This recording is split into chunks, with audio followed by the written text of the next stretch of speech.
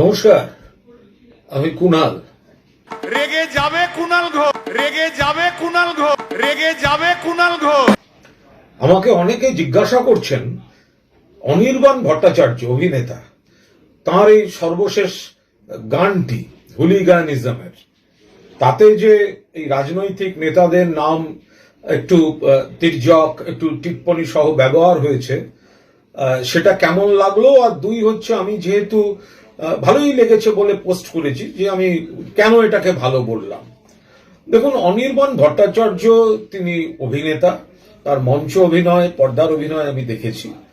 কিন্তু এই গানটির কথা বলি, গানটি সব মিলিয়ে ওনাদের যা প্রেজেন্টেশন ইত্যাদি ভালোই লাগছিল।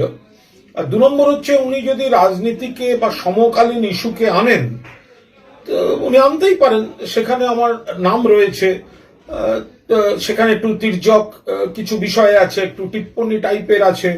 তো এই মজাটা তো নিতে হবে, দেখতে হবে। ইস্যু তোলা মজা এটা একটা জিনিস, আর ইচ্ছাকৃত কেউ কাউকে অপমান করছে কিনা।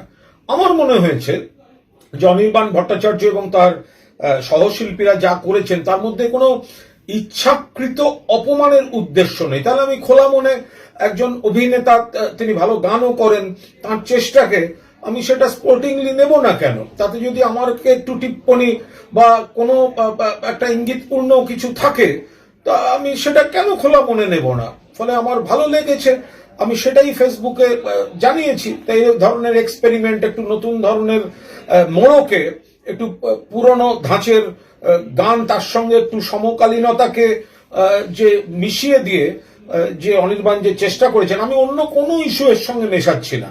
আমি বলছি, আমার নামে টিপ্পনী থাকলেও এই মজাটা নেয়ার মানসিকতা কুণাল ঘোষের আছে, আমার ভালো লেগেছে, বাস, দ্যাটস অল। এই আমাদের দোষ। কি দোষ? গান বাজনা করতে এসে এসব কথা বললে রেগে যাবে কে? রেগে যাবে কে? রেগে যাবে কুনাল ঘোষ।